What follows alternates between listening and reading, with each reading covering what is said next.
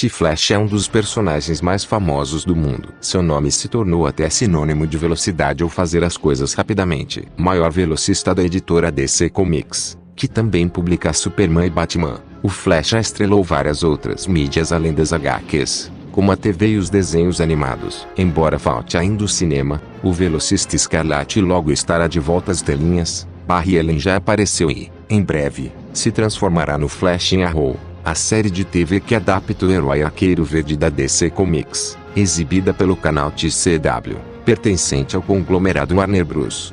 Aproveitando a reintrodução do personagem ao grande público, já que em seguida o herói ganhará sua própria série de TV, em 2014. O Croc traz a trajetória cronológica e editorial do maior de todos os velocistas dos quadrinhos, T-Flash.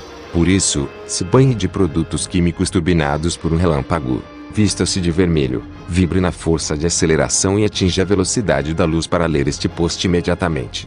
Em primeiro lugar, é preciso dizer, para o público não iniciado nos quadrinhos, que o Flash, assim como vários outros heróis da DC Comics, Lanterna Verde é outro, já teve várias versões diferentes, com nomes, uniformes e histórias distintas, mas unidos por um legado comum. A versão mais famosa do Flash é Barry Allen, um policial forense que vive em Central City, tal qual o personagem introduzido em Arrow. Porém, existem vários outros a usar esse nome. O primeiro foi Jay Garrick, criado em 1940. Allen foi o segundo, veio o terceiro, Wally West, em 1959. Bart Allen, em 1994. A lista prosseguiu indefinitivamente.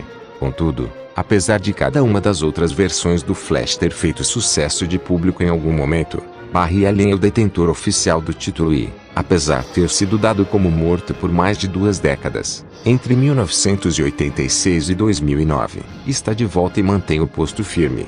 O mercado de super-heróis surgiu e explodiu por meio da publicação de Action Comics 01, de 1938, com a primeira aparição do Superman, bancada pela editora National Periodicals. Com o sucesso, e para desviar do fisco, a empresa abriu outras companhias irmãs, e uma delas foi a All American Comics, que lançou em 1940 a revista Flash Comics 01, que trazia a estreia do Flash, criado por Gardner Fox e Harry Lampert.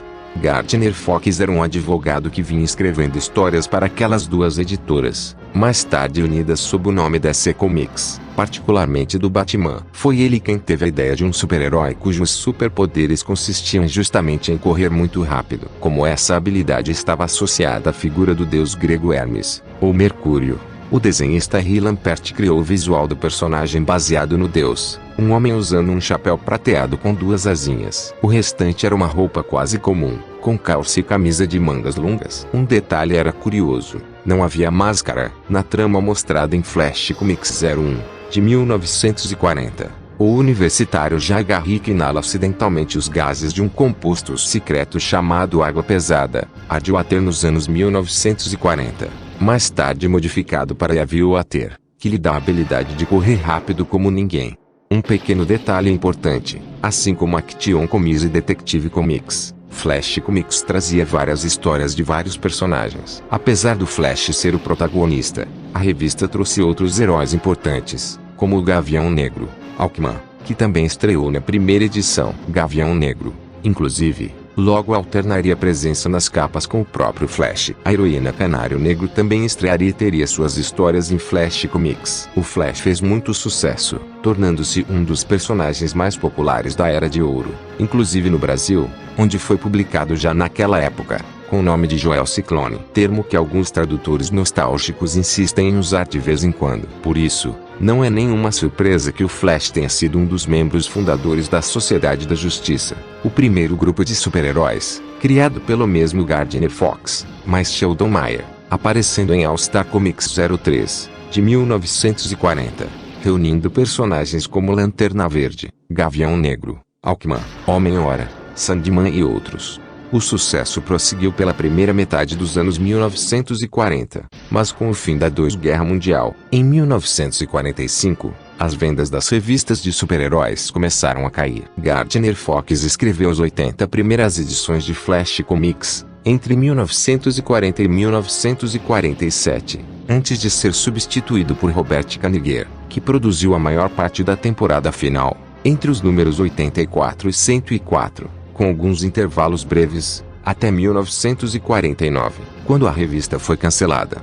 O Flash ainda continuou aparecendo nas histórias da Sociedade da Justiça, até que esta também foi cancelada. Em All Star Comics 57, de 1951, a revista mudou seu título para Western Comics, com histórias de faroeste. Era o fim da Era de Ouro, com os heróis caindo em total decadência e desaparecendo, alguns sem deixar rastros. As únicas exceções foram Superman e Batman, que mantiveram a popularidade a duras penas, mas agora sozinhos, num mercado entupido de faroeste, terror, policiais, monstros e romances. Em meados da década de 1950, o editor Julius Schwartz assumiu vários dos títulos da DC Comics e decidiu tentar trazer os velhos super-heróis do passado de volta, para fazerem companhia a Superman e Batman. Contudo, tentou não repetir o insucesso da Marvel Comics, então, chamada Atlas Comics, que tentou trazer seus velhos heróis dos anos 1940 de volta, num fracasso amargo.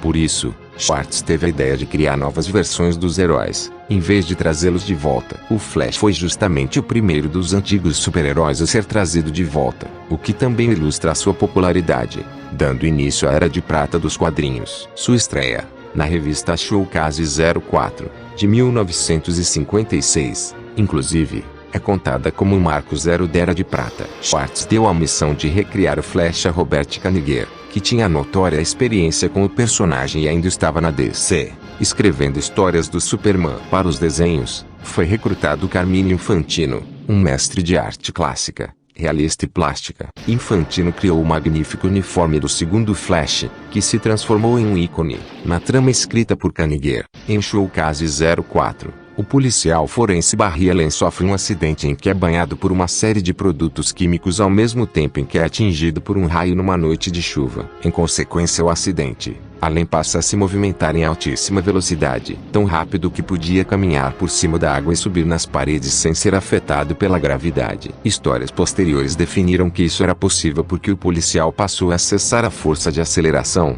uma força física que existe na Terra, tal qual a gravidade. A história fez bastante sucesso e o novo Flash retornou nas edições 08, 13 e 14 de Showcase, até que ganhou uma revista própria, Flash Comics, em 1959, que continuou a numeração de sua encarnação anterior, iniciando, assim, a partir da edição 105. Curiosamente, quem passou a cuidar da revista foi o roteirista John Brome, ainda com os desenhos de Infantino. Brome, porém, tinha experiência anterior com o personagem, pois também escrevera histórias para a antiga Flash Comics, especialmente entre 1948 e 1949.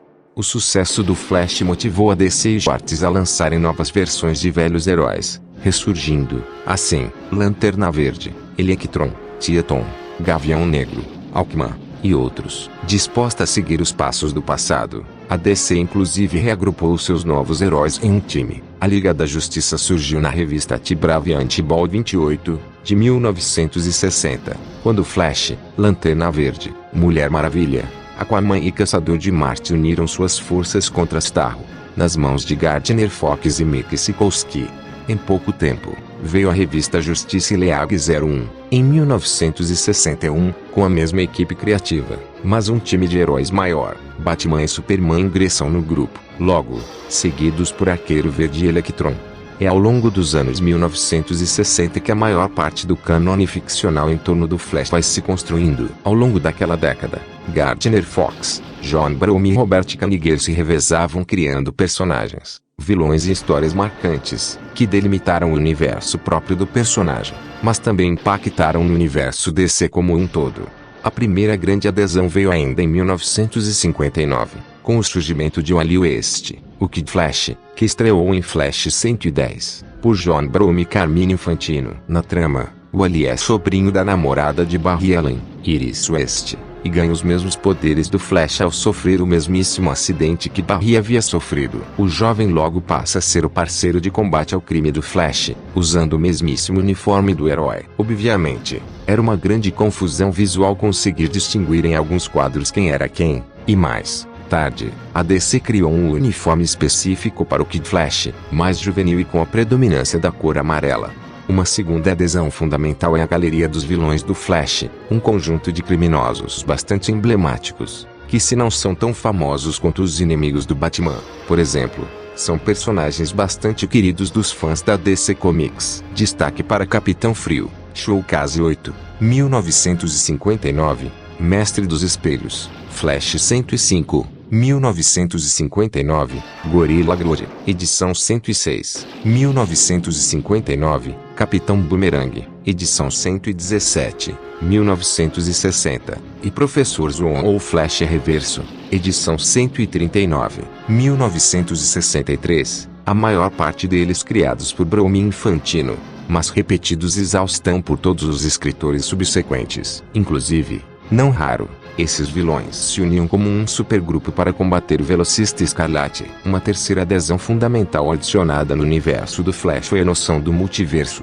algo que se tornou fundamental e indissociável do universo DC como um todo. Em Flash 123, de 1963, escrita por Gardner Fox e desenhada por Carmine Infantino, foi publicada a história Flash de Dois Mundos, Flash of Two Worlds, que estabeleceu o conceito do multiverso. Na trama, o Flash descobre que ao vibrar por entre as moléculas atômicas em altíssima velocidade, ele podia acessar outras dimensões. Ao fazer isso sem querer, termina encontrando com Jagarrick, o Flash da Era de Ouro. Fica estabelecido, então, que Jagarrick, e consequentemente toda a Sociedade da Justiça, viviam em uma dimensão paralela à nossa, que logo seria batizada de Terra 2. Várias edições seguintes de Flash e de Justice League passaram então a explorar o conceito, estabelecendo que a Terra 2 também possuía versões de personagens como Superman e Batman, que também tinham histórias publicadas nos anos 1940 e também agiram ao lado da Sociedade da Justiça,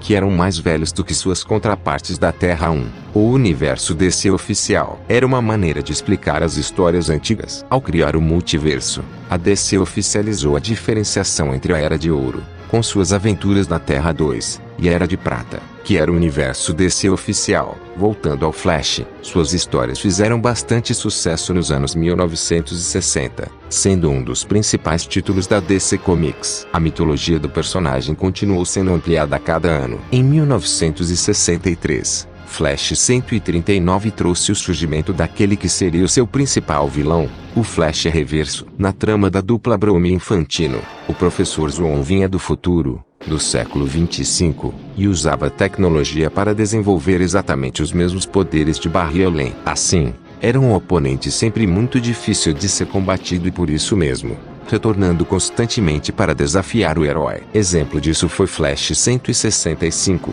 publicada em 1966, no qual o Flash Reverso troca de lugar com Barry Allen justo no momento em que o rapaz iria se casar com a noiva Iris West. No final das contas, nosso herói consegue derrotá-lo e, com isso, torna-se o primeiro dos super-heróis grandes a se casar de verdade nos quadrinhos, algo bastante raro naqueles tempos. O sucesso do Flash também o fez participar de outras revistas da DC além de Justice League of America. Em Superman 199, de 1967, temos a primeira corrida do Homem de Aço contra o homem mais rápido do mundo. Quem venceria? Essa era uma pergunta que inquietava os fãs desde sempre e a trama de Jim Shooter, texto, e Kurt Swan, arte, mostrava os dois fazendo uma disputa beneficente para a ONU, mas mafiosos se metiam no meio para ganhar dinheiro com isso. Entre corridas e luta contra os bandidos, a disputa termina empatada, mantendo os fãs no suspense. Contudo, as corridas entre Superman e Flash passariam a se tornar mais comuns com o passar dos anos e terminou ficando estabelecido que Flash ganha a disputa. No fim dos anos 1960, a DC começou a sentir a concorrência da Marvel Comics, que tinha heróis mais realistas, dramáticos e humanos. A DC, ao contrário, mantinha muito firme sua postura da Era de Prata, trabalhando com histórias mais esquemáticas e com o mesmo grupo de artistas desde a Era de Ouro. Mas com a queda nas vendas, a editora promoveu uma grande reformulação editorial a partir de 1968, o que vai dar origem em seguida à Era de Bronze dos quadrinhos. Uma das marcas dessa mudança foi a contratação de escritores e desenhistas mais jovens, mais antenados aos anseios da juventude da era hippie de Woodstock. Por isso, a partir de 1968, escritores como Gardner Fox, John Brome e Robert Kanigher começaram a ser afastados em prol dos mais jovens, como Cary Bates e Mick Friedrich, que se torna o principal escritor de Flash, entre 1969 e 1971. Em seguida, veio uma fase em que Cary Bates alternava edições com Dennis O'Neil, até mais ou menos 1977, quando este se mudou para Marvel Comics e Bates prosseguiu como principal escritor do personagem até a grande reformulação de 1985. O desenvolvimento do personagem tornou o Flash um dos personagens mais poderosos da DC.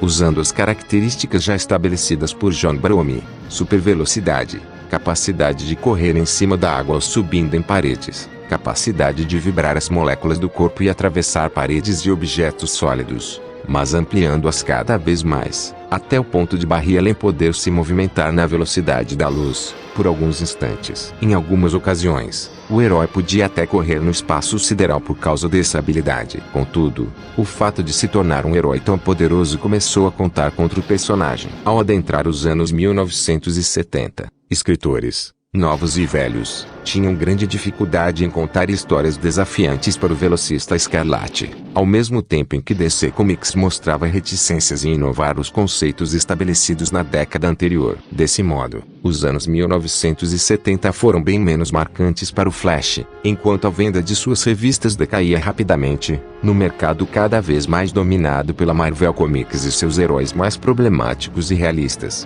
Talvez isso tenha motivado a DC a afastar o Kid Flash das aventuras de seu mentor, fato que ocorre em consequência da revista especial T-Flash Espetacular, do Lar Comics, uma edição comemorativa de 1978. Na linha dos vários especiais que comemoravam os 50 anos do Superman, a aventura reuniu vários velocistas da DC, Flash, Jagarrick, Kid Flash e até Johnny Quick, personagem meio esquecido dos anos 1940. Numa trama que envolvia o multiverso da DC e o vilão Gorilla Grodd, escrita por Cary Bates. Outra tentativa mais drástica de balançar o universo do personagem foi a morte de Iris Westchalen, que ocorreu em Flash 275, de 1979, numa história de Cary Bates e Alex Saviuk.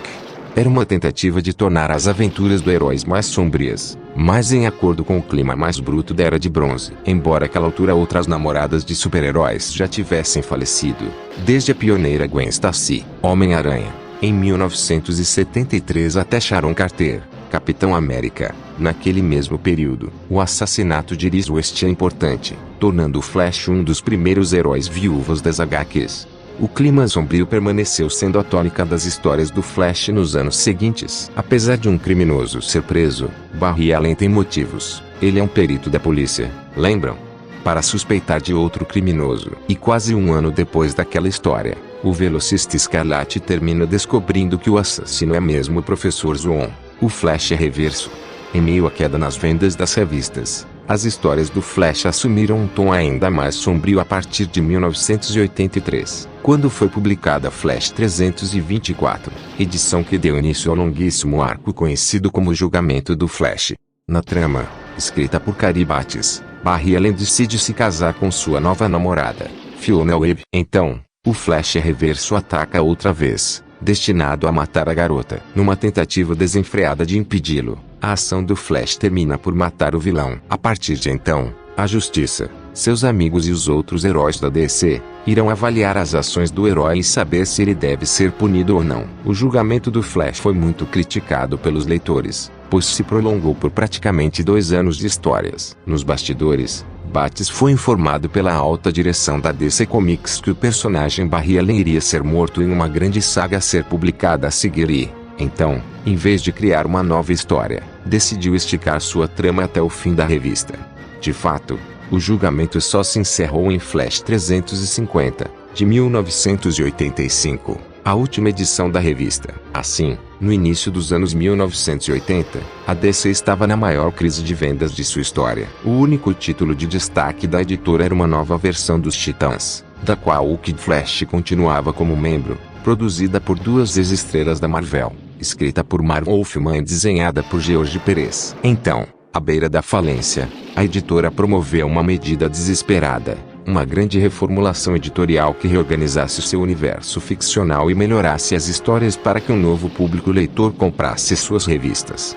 Veio, assim, Crise nas Infinitas Terras, uma mega evento publicado em uma maxi-série em 12 edições, entre 1985 e 1986, sob comando, não por coincidência, de Marv Wolfman e George Pérez. Na trama, um vilão de altíssimo poder cósmico, o Anti-Monitor, decide reestruturar a realidade, e os heróis da Terra se unem para impedi-lo. Os heróis de todas as terras. O fato é que o multiverso da DC tinha evoluído tanto que tornara-se ininteligível. Não havia mais somente a Terra 1 e a Terra 2, mas também a Terra 3, a Terra S e muitas outras. Era confuso porque personagens participavam de uma ou mais terras e ninguém sabia ao certo o que era válido ou não em termos de cronologia. A decisão foi radical.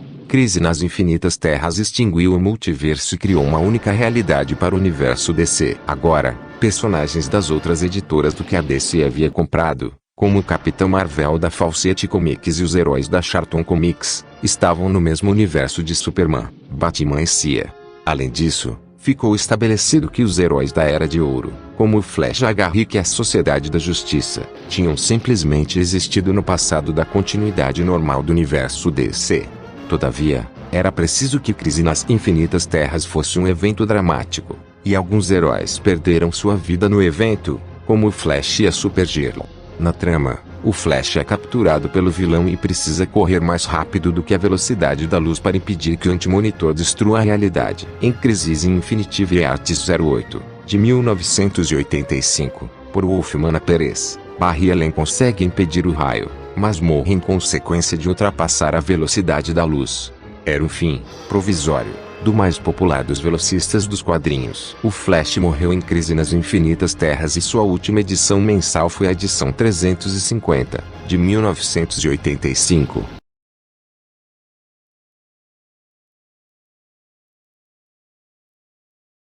Se derem o like, se inscreverem e derem o like, é acobertado por Deus e o Divino Espírito Santo. E se não derem o like, está acompanhado com todos os cão que tiver no inferno: Caim, Satanás, Pão Grosso e Parafuso, Botafogo, Lúcifer, que é o chefe de lá, e meu avô, que é o comandante de tudo.